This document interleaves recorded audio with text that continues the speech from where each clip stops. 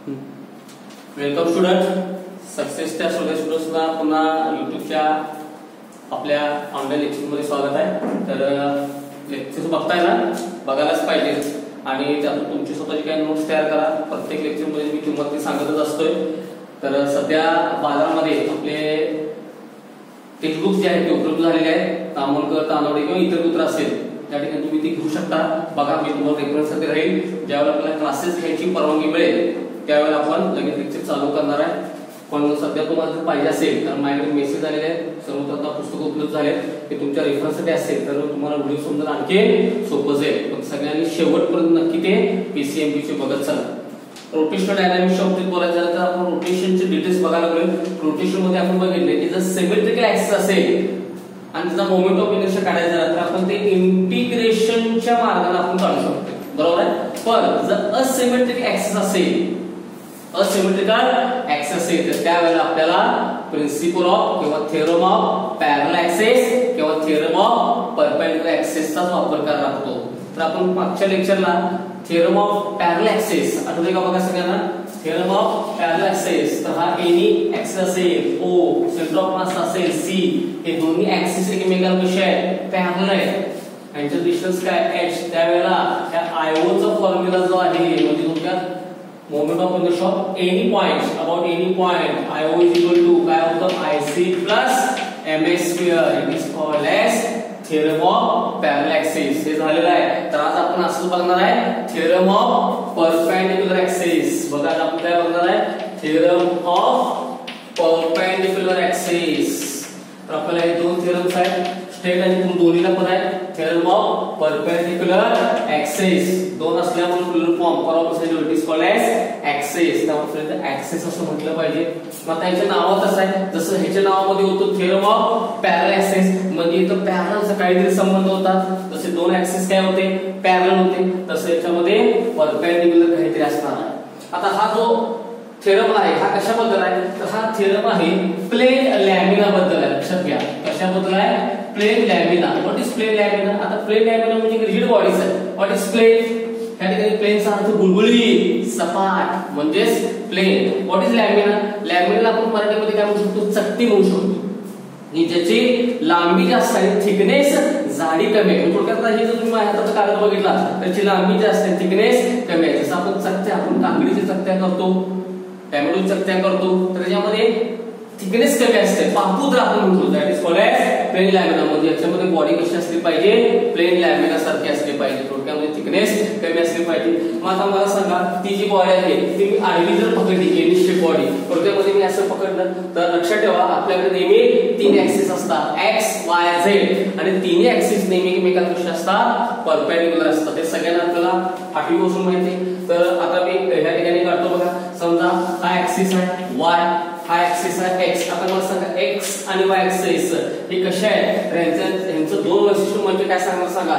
तर हे दोघं एकमेकांना काय आहे, परपेंडिक्युलर आहेत. वाय ऍक्सिस आणि एक्स ऍक्सिस हे दोन्ही एकमेकांना कसे आहेत, परपेंडिक्युलर आहेत. शिवाय ते लॅमिनाच्या त्या बॉडीच्या प्रतलामध्ये बघा, बॉडी आडवी आहे, हे दोघं पण कसे आहेत, आडवे आहेत. त्यामुळे दोघं एक्स आणि वाय चं वैशिष्ट्य काय झालं, तर ते इन द प्लेन आहे. ते कसे आहेत, इन द प्लेन आहे, आणि शिवाय परपेंडिक्युलर टू ईच अदर आहे. पण जो तिसरा ऍक्सिस आहे बघा, झेड, तिसरा ऍक्सिस कुठला आहे, झेड. तर झेड मात्र ह्या बॉडीच्या ह्या लॅमिनाच्या प्रतलाला कसा आहे, परपेंडिक्युलर आहे. कसा आहे बघा, परपेंडिक्युलर आहे. मग मला सांगा, जर बॉडी ह्या ऍक्सिस भोवती फिरली असती तर moment of inertia suppose I झाला असता.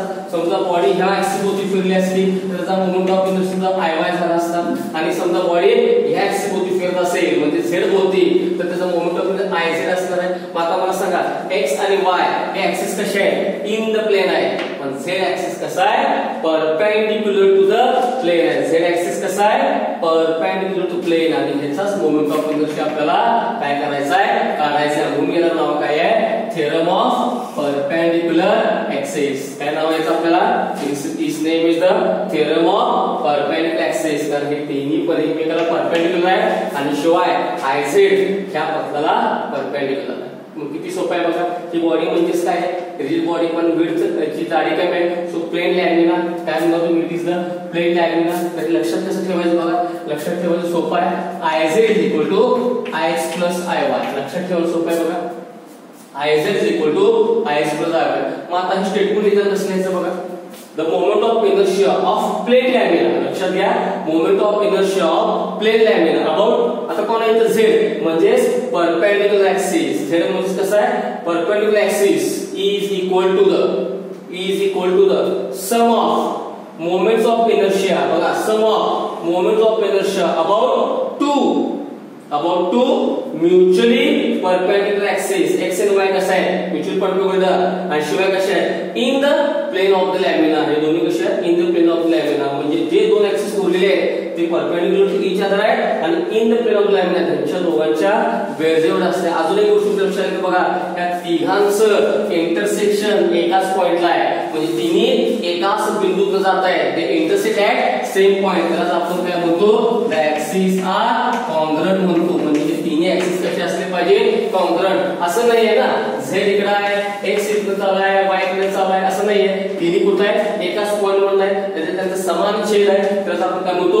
कॉन्ग्रुएंट. म्हणजे तिन्ही पण कसे असले पाहिजे, कॉन्ग्रुएंट असले पाहिजे. लक्षात आलं. तर टोटल जर स्टेटमेंट तुम्ही जोडून घेतलं तर याचं मॅथमॅटिकल काय होणार आहे, Iz equal to Ix plus Iy. अनेक नवीन स्टेटमेंट करतो बघा. तुम्ही पान करत असताना हे इक्वेशन डोळ्यासमोर आलं तुम्हाला, जसं काय प्रिन्सिपल ऑफ थेरम ऑफ पॅरासिसला I equal to Ic plus ms हे तोंडातून तुमच्या निकालास पाहिजे. तसंच जर थेरम ऑफ परपेंडिक्युलर ऍक्सिस म्हटलं की Iz is equal to Ix plus Iy. आता मी पुन्हा याचं टेक्निक सांगतो, लक्षात कसं ठेवायचं बघा. The moment of inertia of plane lamina, the moment of inertia of plane lamina about perpendicular axis is equal to the, बरोबर आहे, is equal to the sum of moments of inertia. बघा, sum of moments of inertia of the lamina about two mutually perpendicular axes in the plane of the lamina. X and Y कसे आहेत, in the plane of the lamina. आणि आणखी वाक्य आहे, the axes are congruent with each other. हे तिन्ही पण कसे आहेत, एकाच पॉइंट जातात, एकमेकांना कॉन्ग्रुएंट आहेत. अशा वेळेला तुमचं उत्तर काय येणार आहे, परपेंडिक्युलरचं उत्तर. म्हणजे आयचं उत्तर काय असणार आहे, उरलेल्या इन द प्लेनचं म्हणजे Ix प्लस Iy असणार आहे. त्यामुळं थेरम ऑफ परपेंडिक्युलर ऍक्सिस म्हटलं की काय तुमच्या समजातून बाहेर पडलं पाहिजे, तुम्हाला बाय हार्टच झालं पाहिजे. कुठलं, Iz is equal to Ix plus Iy. आता अनेकदा मी सांगतो पेपर मध्ये कसं लिहायचं, थर्ड कसं लिहायचं. The moment of inertia of plane lamina about perpendicular axis is equal to sum of moments of inertia about two mutually perpendicular axis in the plane of the lamina, and the axes are congruent to each other, and the axes are congruent to each other. ह्या सगळ्याचा अर्थ झाला Iz equal to Ix plus Iy. म्हणजे मला सांगा, जर तुम्हाला परीक्षेचा क्वेश्चन पडला, state and prove theorem of principle of किंवा थेरम ऑफ परपेंडिक्युलर ऍक्सिस, तर तुम्ही काय प्रूव्ह करणार, तुम्ही काय प्रूव्ह करणार, Iz equal to Ix plus Iy. हे जर आलं तर डेफिनेटली ते काय असणार आहे, तिथं प्रूफ असणार आहे. मग आता मी तुम्हाला स्टेटमेंट सांगितलं, ते स्टेटमेंट कशाच्या आधारे चाललं पाहिजे, Iz equal to Ix plus Iy. चल आता इथे मी तुम्हाला प्रूफ दाखवतो. मग त्या प्रूफ साठी आपल्याला एक स्पेशल डायग्राम काढायला लागणार आहे. इथे मी डायग्राम काढतो. मी डायग्राम काढत असताना लक्ष द्या, म्हणजे डायग्रामचं डिस्क्रिप्शन मला ऑटोमॅटिकली लक्षात येईल. बघा, मी एक प्लेन लॅमिना घेणार आहे. आता ही बॉडी, ही थोडीशी बॉडी बाजूला काढतो, प्लेन लॅमिना बाजूला काढतो. आपण हे विसरायचं नाही, आपल्याला काय आणलं पाहिजे, जसं प्रिन्सिपल ऑफ किंवा थेरम ऑफ पॅरलल ऍक्सिस म्हणजे काय आहे, Iy is equal to Ic plus ms square. तसंच परपेंडिक्युलर ऍक्सिस असेल तर काय असणार आहे, Iz is equal to Ix plus Iy. हे मला प्रूव्ह करायचं. हे जर प्रूव्ह झालं तर म्हणणार मी theorem of perpendicular axis prove झालं. आता या प्रूफ साठी मी डायग्राम काढतो. बघा, प्रूफ त्यासाठी मी डायग्राम काढतो. There is a plane lamina, बरोबर. मग मला सांगा तीन ऍक्सिस असणार आहेत, त्यातला दोन ऍक्सिस इन द प्लेन आहेत. बघा, दोन ऍक्सिस कशा आहेत, त्या बॉडीच्या इन द प्लेन आहे आणि शिवाय एकमेकांना कशा आहेत, परपेंडिक्युलर आहे, बरोबर आहे. आणि त्यातलं तिसरा ऍक्सिस म्हणजे झेड ऍक्सिस मात्र त्या प्लेन लॅमिनाला कसा आहे, परपेंडिक्युलर आहे. हे तिन्ही एकमेकांना कशा आहेत, एकाच पॉइंटवर जातात. सो दे आर कॉन्ग्रुएंट, एकाच पॉइंटवर जात आहेत. मग आता मला सांगा, जर बॉडी ह्याच्याभोवती फिरली तर काय असतं मोमेंट ऑफ इनर्शिया Iz, ह्याच्याभोवती असेल तर Ix, ह्याच्याभोवती असेल तर Iy. मात्र लक्षात घ्या ही शेवटी रिजिड बॉडी आहे, प्लेन लॅमिना आहे, कशाने बनलेली असणार आहे, n number of particles elements. आता मी स्मॉल एलिमेंट पकडतो बघा, त्या स्मॉल एलिमेंट जो आहे त्याला आपण नाव देऊया p, त्याचा मास असणार आहे dm, स्मॉल मास असणार आहे dm, बॉडीचं मास कॅपिटल M. आता आपण चॅप्टर मध्ये आपण शिकत आलोय आणि एलिमेंट्स किंवा पार्टिकल्स मास dm. मग यामध्ये काय समजायचे कोऑर्डिनेट्स काय असतील, x y असतील. याचा अर्थ काय झाला, मी आता बघा इथनं मी त्याच्यापासून x वरती परपेंडिक्युलर टाकतो बरोबर आणि y वरती टाकतो, तर लक्षात घ्या हा काय झाला, हा कुठला झाला, हा ऍक्सिस कुठला झाला, हे x y चे कोऑर्डिनेट असतील तर मला सांगा हा कोऑर्डिनेट कुठला झाला, तर हा झाला तुमचा x कोऑर्डिनेट झाला आणि इथून इथं अंतर म्हणजे हे अंतर म्हणजे हा कुठला झाला y कोऑर्डिनेट झाला. लक्षात. आणि हे जे डिस्टन्स आहे, हे जे डिस्टन्स आहे आपला दॅट इज OP, म्हणजे x ऍक्सिस पासून याचं डिस्टन्स किती आहे, y एवढं झालं. y ऍक्सिस पासून डिस्टन्स किती झालं, x एवढं झालं आणि z ऍक्सिस पासून किती असणार आहे, तर ते OP एवढं असणार आहे. सगळं लक्षात मी काय म्हटलं, आता डायग्राम मध्ये काय काय काढले बघा आपण. डायग्राम मध्ये बेसिकली आहे there is a plane lamina, की त्याचं टोटल मास किती असणार आहे, कॅपिटल M असणार आहे बरोबर आहे. मग there is a three axis x y z perpendicular to each other. त्यातले दोन ऍक्सिस बघा x आणि y परपेंडिक्युलर आहेत एकमेकांपाशी परपेंडिक्युलर आहेत आणि शिवाय in the plane of the lamina. Third axis z is perpendicular to the plane lamina बरोबर आहे. आता मला सांगा की मोमेंट ऑफ इनर्शिया काढायला दोन गोष्टी आपल्याला कुठल्या लागतात, काय मी सांगतो, मोमेंट ऑफ इनर्शिया काढायला मास इनटू डिस्टन्स स्क्वेअर. आता मला सांगा मी जर x ऍक्सिस पकडला त्याचा मोमेंट ऑफ इनर्शिया काय असणार आहे, Ix. याचा मोमेंट ऑफ इनर्शिया काय असणार आहे, Ix असणार आहे. मग आता मला सांगा हे काढण्यासाठी आपल्याला दोन गोष्टी लागणार आहेत. एक म्हणजे आता p पासून काढलं तर मास इनटू डिस्टन्स, त्याचं मास किती असणार आहे dm. आणि मला सांगा x ऍक्सिस पासून त्याचं डिस्टन्स किती आहे, तर ते आहे y. डिस्टन्स काय असणार आहे, स्क्वेअर असणार आहे. सो हे काय झालं y² dm झालं, हे काय झालं y² dm झालं. आणि पूर्ण बॉडीचं पाहिजे असेल बरोबर आहे तर काय असणार आहे, इंटिग्रेट असणार आहे. मी अनेकदा सांगतो मोमेंट ऑफ इनर्शिया काढायला आपल्याला दोन गोष्टी लागतात, mass into distance square, small एलिमेंटचं मास dm, पुन्हा पासून x पासून डिस्टन्स किती आहे बघा y आहे. सो y² dm आणि पूर्ण बॉडीच असल्यामुळे इंटिग्रेशन. तसंच moment of inertia of y axis सांगा, इथं पण मला सांगा कुठलं घेणार आहे, ह्या पार्टिकल पासून तर मास काय असणार आहे, सेम असणार आहे. फक्त y ऍक्सिस पासूनचं डिस्टन्स किती आहे, y ऍक्सिस पासूनचं डिस्टन्स किती आहे, x आहे. तर म्हणजे झालं x² dm. म्हणजे झालं एका एलिमेंटचं पूर्ण बॉडीचं पाहिजे असेल आपण y ऍक्सिस तर काय झालं इंटिग्रेशन आहे झालं. तसं मला z ऍक्सिस सांगावं Iz इक्वल टू, आता त्याच पॉइंट पासून मी घेणार आहे मास काय असणार आहे सेम आणि डिस्टन्स काय, आता इथं डिस्टन्स मात्र काय आहे OP आहे बघा. इथं डिस्टन्स मात्र काय OP आणि OP चं काय असणार आहे स्क्वेअर, मास इनटू डिस्टन्स स्क्वेअर आणि पूर्ण बॉडीचं काय असणार आहे इंटिग्रेशन असणार आहे. तर मी Ix Iy Iz मानून घेतले.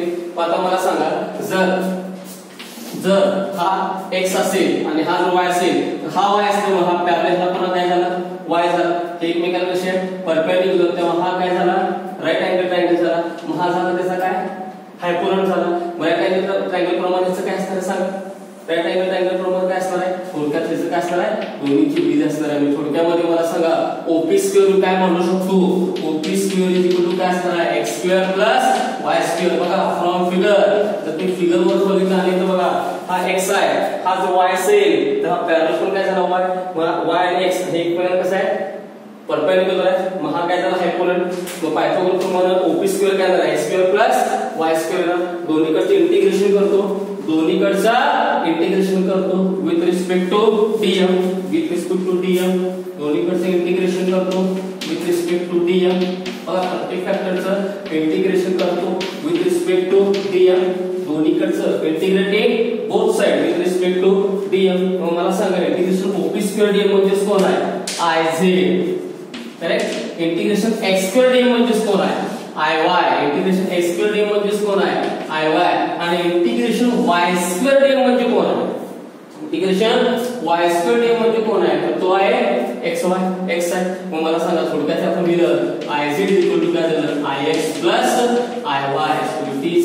It is the proof of theorem of perpendicular axis. थोडक्यात परपेंडिक्युलर शब्द काय आहे त्यांना आपण Iz काढतो आणि Iz जो आहे तो कसा आहे परपेंडिक्युलर आणि तिन्ही ऍक्सिस एकमेकांना कसे आहे परपेंडिक्युलर आहे. So this is called as theorem of perpendicular axis. तर त्याला सगळ्या लक्षात ठेवू आणि काय सांगतो, तर हे प्लेन लॅमिना आहे, 3 ऍक्सिस आहेत, एकमेकांना कसे आहेत परपेंडिक्युलर आणि ते एकाच पार्टिकल मध्ये गेलेत, एकाच पॉइंट मध्ये गेलेत, म्हणजेच कसे आहेत कॉंग्रुएंट आहेत. बरोबर. मग मला सांगा आपण आयझेड जेव्हा काढला तेव्हा आपल्याला 2 गोष्टी लागल्या. आयएक्स कसा काढला, I x mass into distance square, I y mass into distance square, I z OP square into mass. लक्षात ठेवा.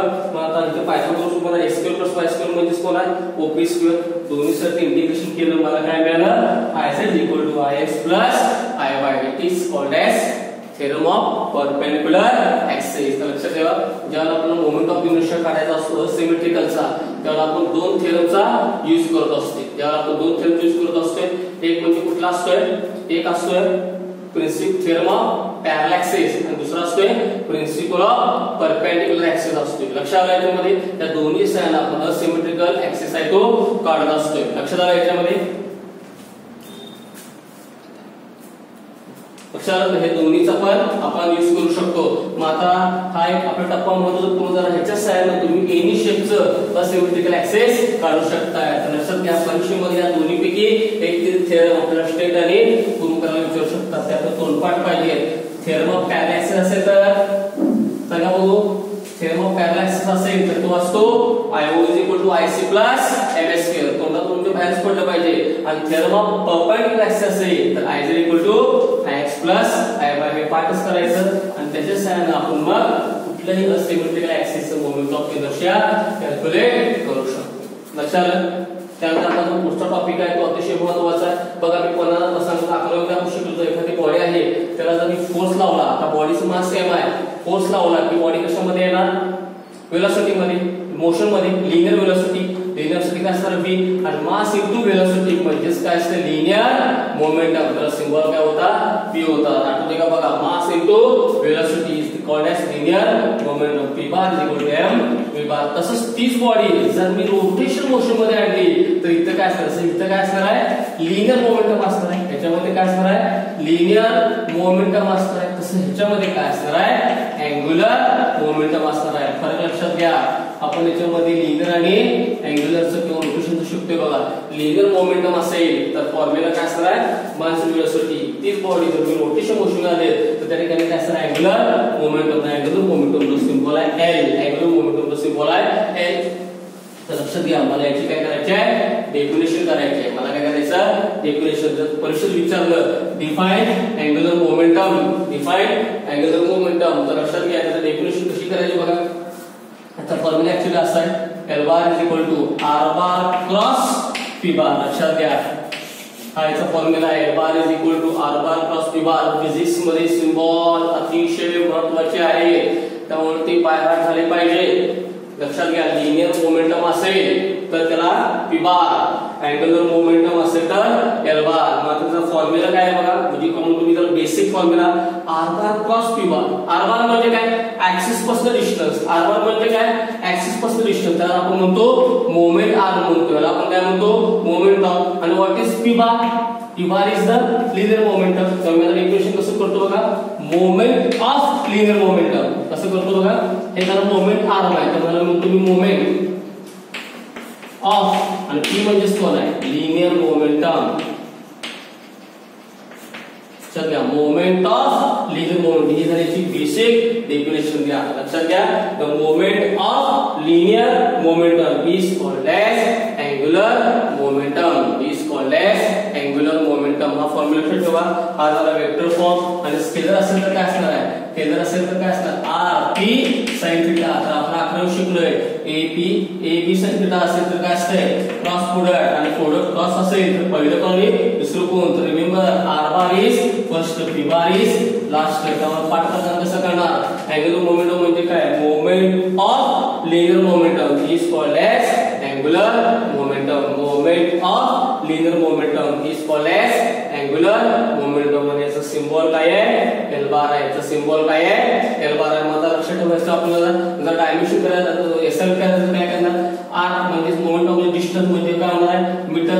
What is P, P is the linear momentum. Linear momentum काय असणार सांगा मास इनटू वेलोसिटी. मास बद्दल काय असणार आहे kg आणि वेलोसिटी बद्दल काय असणार आहे मीटर पर सेकंड स्क्वेअर. मला लक्षात ठेवायचं मी एकत्र घेतलं काय होणार मीटर स्क्वेअर पर सेकंड होणार, लक्षात घ्या केजी मीटर स्क्वेअर पर सेकंड आणि सीजीएस मिनिट होणार ग्रॅम सेंटीमीटर स्क्वेअर पर सेकंड, सीजीएस होणार ग्रॅम सेंटीमीटर स्क्वेअर पर सेकंड होणार आहे. लक्षात आलं सगळ्यांना मी काय म्हणतो ते. आणि याचं जर आपल्याला डायमेन्शन काढायचं तर कसं काढणार, याचं डायमेन्शन काय, आर डायमेन्शन आणि पीचं थीटाला डायमेन्शन नसते. एल आर मध्ये कोण लेंथ असणार थोडक्यात L1 आणि याच्याबद्दल काय असणार मास इंटू वेलोसिटी. याचं डायमेन्शन आपण ते काढाय बघा. लिनियर मोमेंटमचं मास काय असणार आहे m1 आणि वेलोसिटीचं काय असणार आहे डिस्टन्स अपॉन टाइम. वेलोसिटी काय असणार आहे डिस्टन्स अपॉन टाइम. हे जर एकत्र केलं तर काय होणार आहे m1 L1 t-1. त्यामुळे लक्षात घ्या लिनियर मोमेंटमचं काय असणार आहे m1 L1 t-1 m1 L1 t-1. मी एकत्र जर केलं तर मला काय मिळेल बघा m1 L2 t-1. हे असणार आहे डायमेन्शन कोणाचं अँग्युलर मोमेंटमचं. लिनियर मोमेंटमचं असेल तर m1 L1 t-1 mass into velocity symbol आहे p बार. तीच बॉडी जर रोटेशन मध्ये असेल त्या मोमेंटमला आपण म्हणणार आहे अँग्युलर मोमेंटम. तर सिम्बॉल असणार आहे l बारचा फॉर्म्युला काय r बार क्रॉस p बार. म्हणजे बेसिक डेफिनेशन काय झाली, रिपीट मी सारखं करतोय बघा, एकदा डोक्यात फिक्स बसलं पाहिजे. याची बेसिक डेफिनेशन झाली काय मोमेंट ऑफ लिनियर मोमेंटम. म्हणजे थोडक्यात r बार क्रॉस p बार. किंवा आपण जर स्केलर मध्ये गेलो तर बार काढून टाका r l r p आणि क्रॉस बद्दल काय असणार आहे sin थीटा, r बद्दल मीटर, p बद्दल काय असणार आहे kg मीटर पर सेकंड. याचा आणि सीजी काय असणार आहे डायमेन्शन. म्हणजे आपण एका महत्त्वाच्या टप्प्यापर्यंत पोहोचलो ते म्हणजे कुठलं अँग्युलर मोमेंटम. तर झालेल्या लक्षात घ्या 2 लेक्चर मध्ये तुम्ही हे आता पाठच करून टाकला न फक्त लिहिता येते का बघा. एक म्हणजे state theorem of parallel axis, state theorem of perpendicular axis आणि दोघांचं डेरिव्हेशन न बघता लिहिता येते का थोडंसं बघा. नसेल स्टेटमेंट लिहिता येते बघा. आणि तिसरं म्हणजे डेफिनेशन. बरोबर आहे. आपण पुढच्या वेळेला याचं एक महत्त्वाचं डेरिव्हेशन बघणार आहे कोणाचं that is angular momentum. Symbol आहे एल. लक्षात आलं सगळ्यांनी बघत चला. डाऊट्स असतील तर लिहून घेत चला आणि पुन्हा आपण ते क्लिअर करत चला. ओके.